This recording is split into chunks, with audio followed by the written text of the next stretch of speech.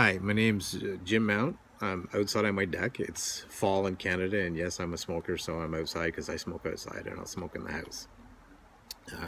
My friend Glenn Gregory Means asked me to do a video for his Halloween podcast of some scary stuff that's happened to me.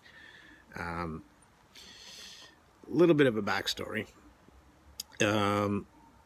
When I was 7 years old, I went on a trip to the zoo, and we stopped at the ape exhibit, and we looked at the apes and stuff, and I looked up at my teacher and I says, Mr. Foster, if we, you know, or sorry, it wasn't Mr. Foster. Anyway, I can't remember what teacher it was in grade 7. But I asked him, if we evolved from the apes, like you said, why are we looking at apes? Because, once the species evolves, it no longer exists as what it was. Well, that comment basically started my journey, as you want to call it. But shortly after that, I was sick for weeks on end. I was had massive migraine headaches, was vomiting, couldn't hardly eat anything, couldn't keep anything down. Was light sensitive to lights, like just opening my eyes would like feel like my eyes are burning out of my head. And the doctors couldn't figure out what was going on with me. My parents took me to the doctor, and they couldn't figure out what was going on with me. And so a couple of years after that, I guess I was 19, and I was coming home on the subway on a Thursday night after seeing my girlfriend in Mississauga, and I lived in the East End of Toronto at the time. Now, this subway ride from Islington to Kennedy Station, or sorry, Warden Station, because Kennedy Station wasn't built yet. Normally, it would have taken probably, I'd say, about 40 minutes. Well, I got on the train at 10 o'clock at night, and the last thing I remembered that night, well, first I got on the train. I was the only person on the train, only person in the subway station, which on a Thursday night was strange in itself. And I always sit in the middle car and on the back seat facing forward.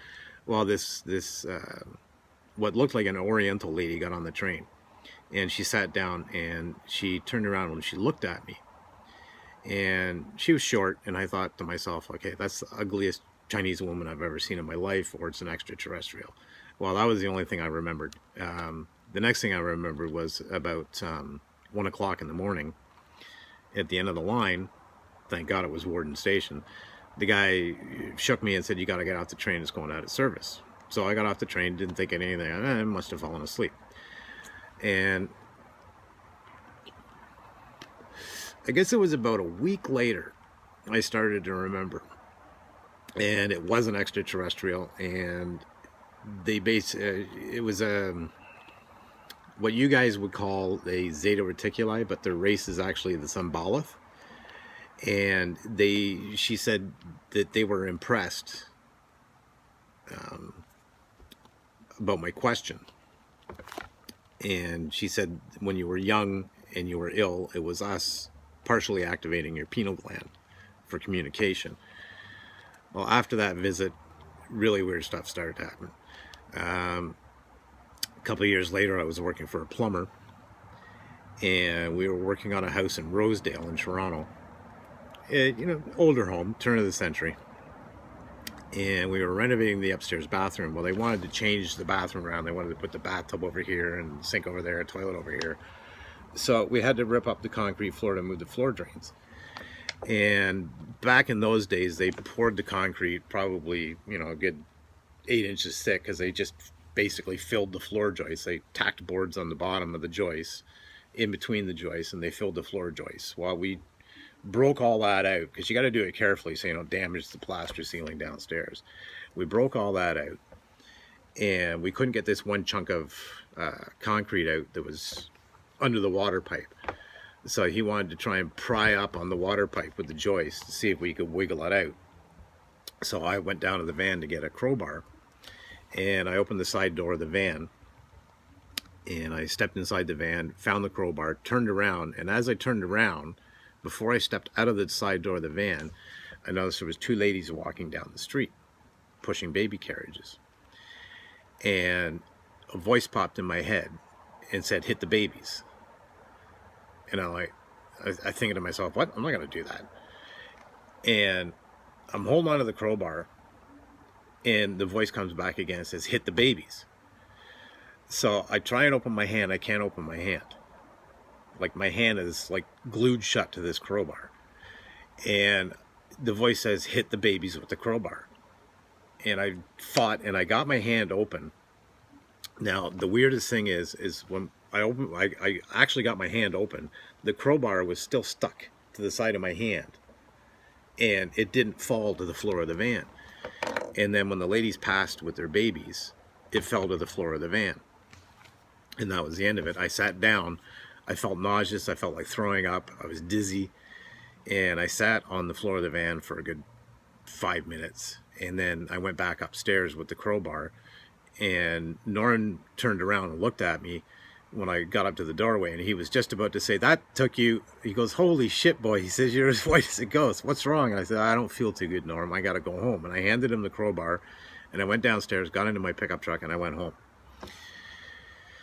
Well, that night, he finished, getting rid of the floor, moving the water pipe. Well, he capped off the steel water pipes, 1/2-inch steel water pipes with steel caps. You thread them on, so they're on good.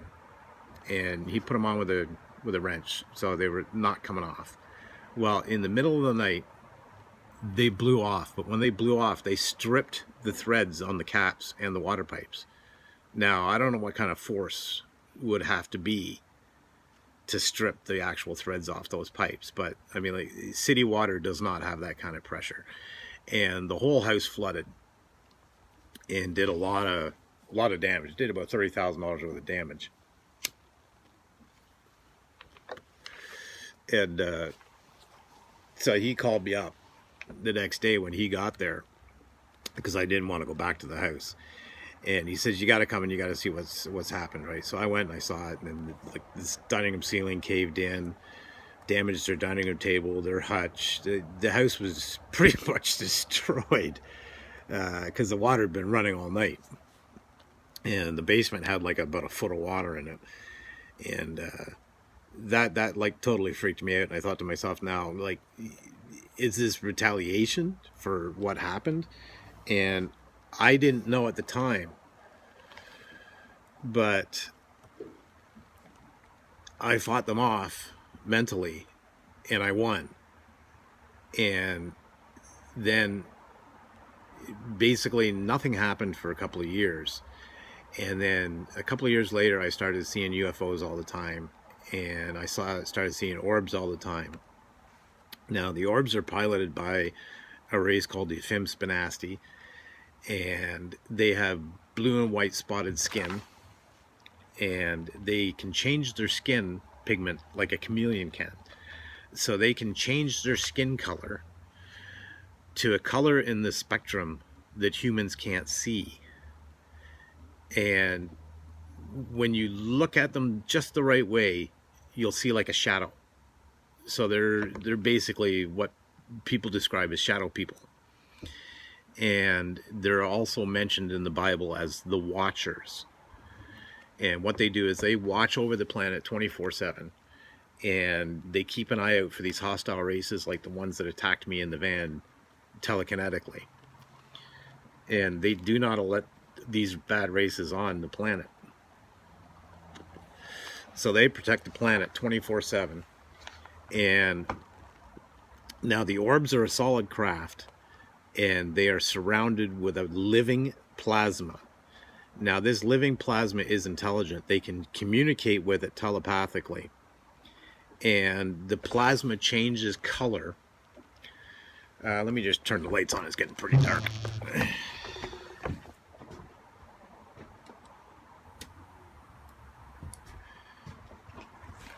Yeah, there we go. Okay, now the plasma changes colors.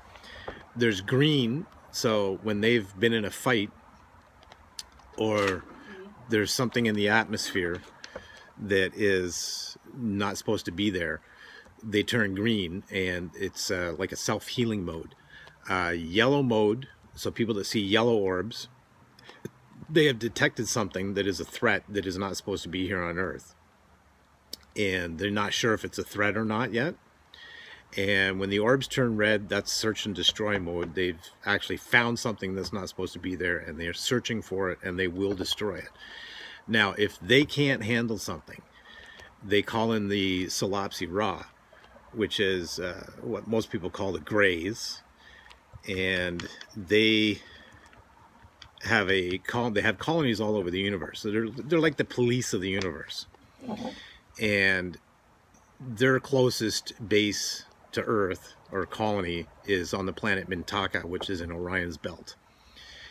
And the Afim Spinasti, they live on a planet in the constellation of Lyra called, well, they call it Chimera A Petra. And NASA is actually looking at it because it's a habitable planet, and NASA calls it Kepler 22b. And I think NASA knows they're there, and that's why NASA is watching this planet really closely.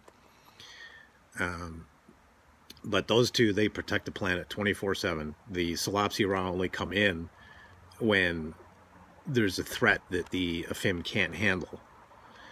And then they'll come in and they'll destroy it. Now, back in 2015, all the talk on the internet was about how Tesla said he got his wireless energy transfer system from, or technology from beings from another world. So they were talking to me one night, and I asked them, I said, did you guys give Tesla his wireless energy transfer technology? Well, the next night, a UFO showed up, and it started to charge up two prongs on the bottom of it.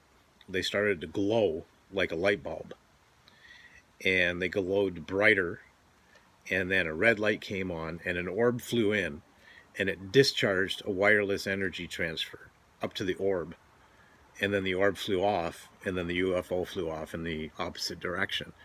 And I caught that all on film. It wasn't video, it was still images, but still I caught it on still images. And then there was another big thing, I don't know if you guys remember, about the mysterious holes that showed up in Siberia over in Russia. What they called sinkholes, but they were perfect holes that went down really deep. And they were perfect holes that went down through the permafrost and through the solid granite.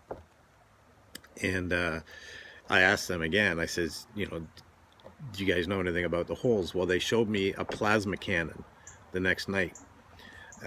These pieces flew in, assembled into the plasma cannon, and then they disassembled, and all the pieces flew off in different directions. I've also got photographs of that.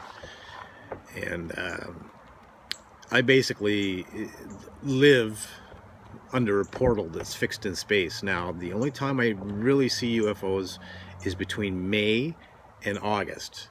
The rest of the time, the Earth tilts, and I'm no longer under the portal because of the season changes. The Earth has the tilt, you know, winter, summer, blah, blah, blah. But I actually have a series of photographs where the portal is opening, and you see a UFO with a white trail behind it spiraling out. And then there's a couple more photos where I actually had to pick up the camera on the tripod because it flew right over my head. So I'm picking up the camera with the tripod and don't have time to focus, and I'm just snapping off shots of it passing a star. And then I put the tripod down, and it flew off in the distance, and I got another 2 shots of it before it went behind my roof line when I couldn't see it anymore. And yeah, I guess that's pretty much it. The ones that attacked me in the van, they were attacking a friend of mine who lives in Mexico one night. She saw the UFO, and then about 10 minutes later, she said, she actually messaged me, because I never turned my Facebook Messenger off. And she messaged me, and she said that they were in the house. She got a glimpse of one, but they were telekinetically throwing stuff at her and tossing stuff and just making her life a living hell. So she said, what the heck do I do? Right? So I basically said, well, just basically say, Afim, please help me. And the Afim Spinasti will come. If they, you know, read your mind and know what's happening, they'll come and they'll show up and they'll help you.